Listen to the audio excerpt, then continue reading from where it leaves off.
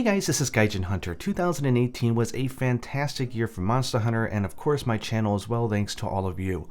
I thought it'd be fun to just do a quick little video, go through all the different things that we saw each during the month, sort of like a flashback rewind of 2018 for the channel of Gaijin Hunter. This year, like metric wise, was ridiculous. Of course with the launch of Monster Hunter World and Monster Hunter Generations Ultimate, I had a lot of content to cover and hopefully I did a pretty good job. But the beginning of this year was absolutely bonkers, and I put in a lot of time and effort to make videos, and I ended up making 147 videos this year, which is ridiculous. View-wise, it was like 18.5 million, which is double what I had in 2017. Watch time of something crazy like 104 million minutes. You guys gave me an approval rating of 98% with 386,000 likes and 8,000 dislikes.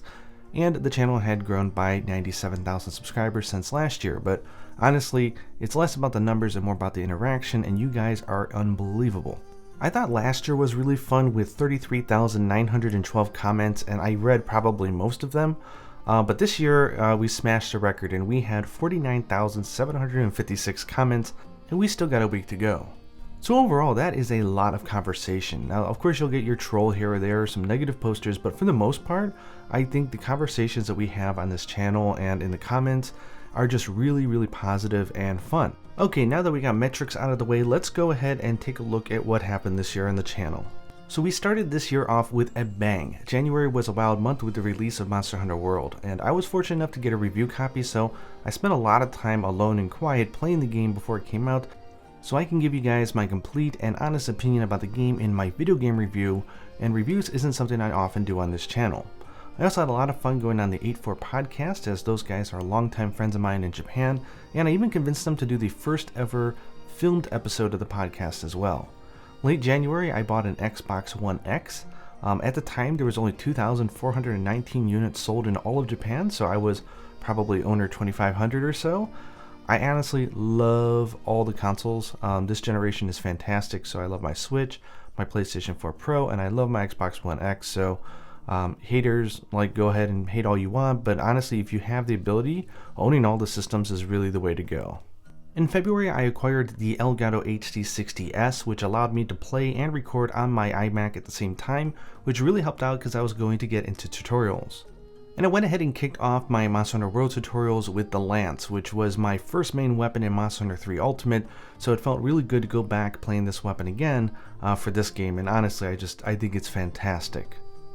I followed that up with another one of my favorite weapons a long time, which is the hunting horn, and I didn't even realize that I was making sound effects until everybody in comments let me know, and I thought it was really funny, because I'm telling you, I did not realize I was doing that. Psh, whap, boom, wham, psh. Whammo, whammo, and wham, oosha, goosh, bam. Yeah, you get the idea.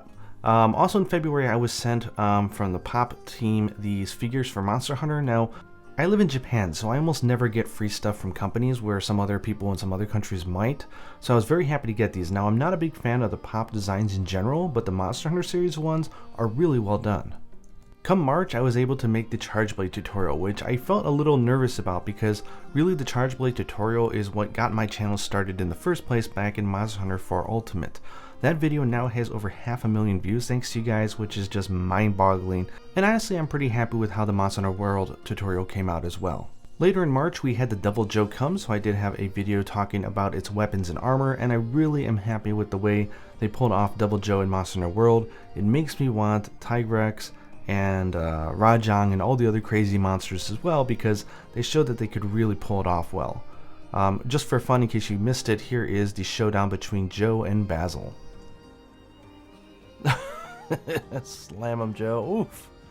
So they both damage each other. They are good rivals. So once April came around, fatigue was starting to set in because I had been going so hard and heavy on the game for the last few months, but I did get around to the Dual Blades tutorial, which was really fun because I really like the weapon in Monster Hunter World, and hope you guys have checked it out already. And as a side note, I really enjoy making voices, and changing my voice is just something I do when I'm out with friends and goofing around, so I thought I'd actually try that in a video with the intro to the Dual Blades tutorial, which I thought came out pretty funny. In Monster Hunter, attacks are deliberate and you have to commit to an animation for them. Each strike is well calculated and timed out looking at the micro changes in a monster's animation. Combat is predictive, not reactive. Said no dual blade user ever. May turned around and Capcom shocked us all, especially myself, because I had lost all hope that Monster Hunter Double Cross, or Generations Ultimate, would actually make it to the West, especially with all the hype around Monster Hunter World, but they went ahead and surprised everybody and announced that it would be coming out on the Nintendo Switch on August 28th for the West. I took the opportunity to really start going back through my opinions about the game, because again, I covered this in a video, but I really was playing it back to back from both Monster Hunter Cross and Monster Hunter Generations, and then playing the extended sequel on top of it, and I was really burnt out, and some of the game mechanics are so similar to the first game that it just felt repetitive and really just sort of got on me. But time certainly heals wounds, and with the new flavor of Monster Hunter with Monster Hunter World, being able to go back to the old school style of Monster Hunter and enjoy that as well, really you cannot ask for anything more than to have both worlds of Monster Hunter available on modern consoles. That's amazing. Also in April, I had the opportunity to make a video on tips on how to fight Diablos, which is one of my favorite monsters. And he goes in the ground, he does a straight beeline for you. Just go backwards and evade back, and you'll be okay every single time. Literally, it's when people panic and they start running to the left and right, that's when they get hit. June was a relatively chill month on YouTube. I was trying not to burn out because I've been playing so much, and I was really busy at family and work. On the side, I was playing Detroit Become Human, which I absolutely adored. Kinda Army for life! And then we got the announcement of the Behemoth, which I probably very funnily had a very hard time because I don't play games like Final Fantasy XIV, so that became very clear because this hunt was designed to be different, and eventually I got the hang of it and it was fun enough and I was able to make the gear, which was cool, but it was really jarring for someone who's not used to that kind of gameplay. For the last few months around this period of the year, I spent a lot of my time just focusing on my life and taking care of family and work, and also keeping up with event videos each week for Monster Hunter World, which I really had a lot of fun doing, and I'm really happy that it came in handy for a bunch of you guys out there. When you guys let me know by comments on YouTube or on Twitter that it was helpful, it really motivates me to keep it up, and I was very happy to help out. Once July rolled around, we were only 1 month away from the launch of Monster Hunter Generations Ultimate on the Nintendo Switch, and I had a video where I was a little bit critical about Monster Hunter Double Cross when I had played it when it was released in Japan. So I took the opportunity to make a second video which really explained where I was coming from, some of the concerns that I still had, and other ones that just kind of vanished through, the passage of time. Hopefully you guys watched it and you guys got a better, more clear opinion about my thoughts on the game.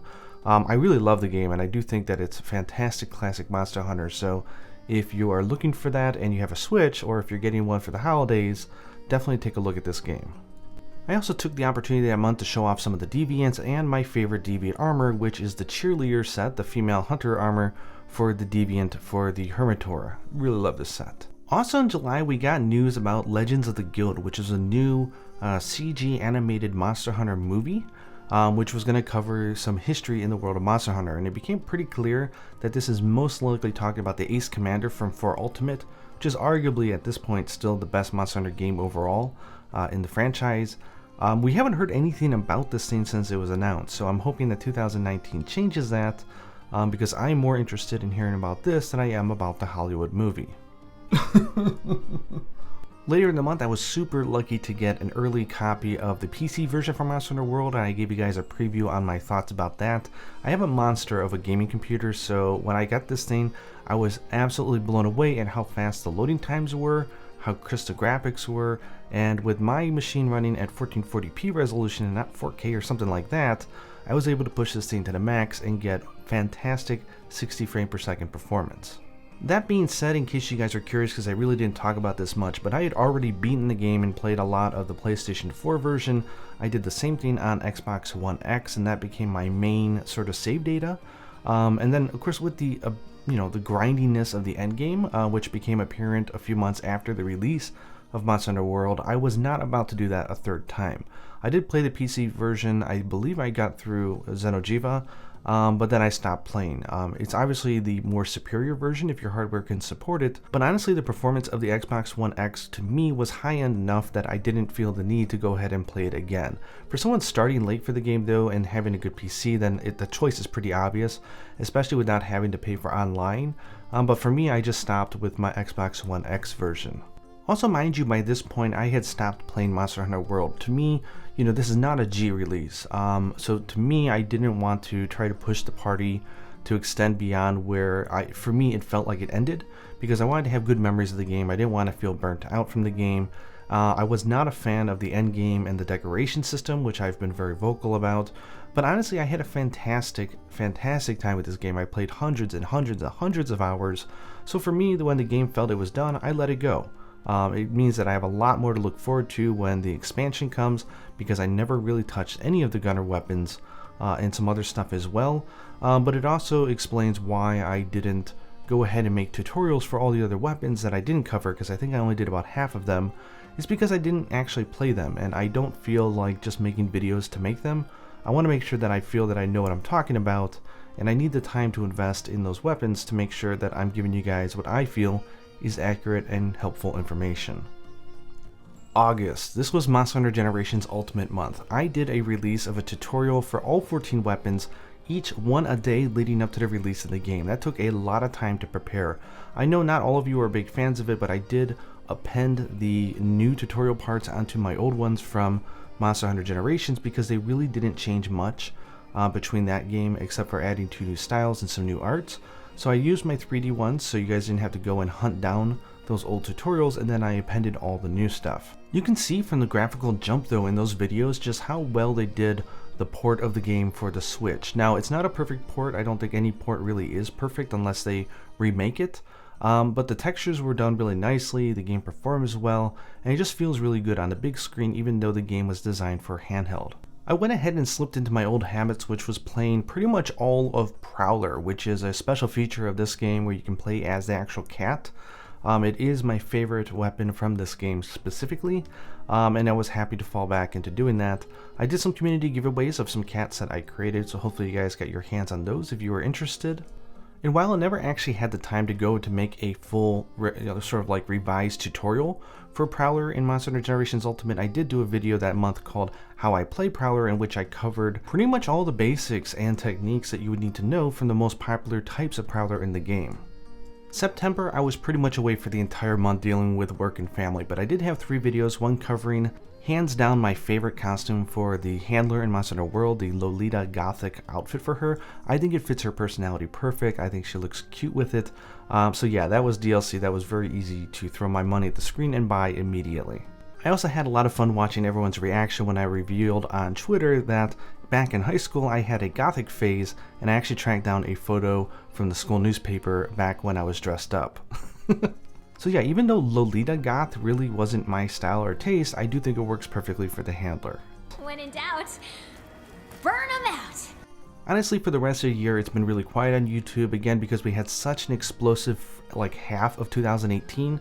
I did take time in October to cover the Hollywood movie and everything that we know about it.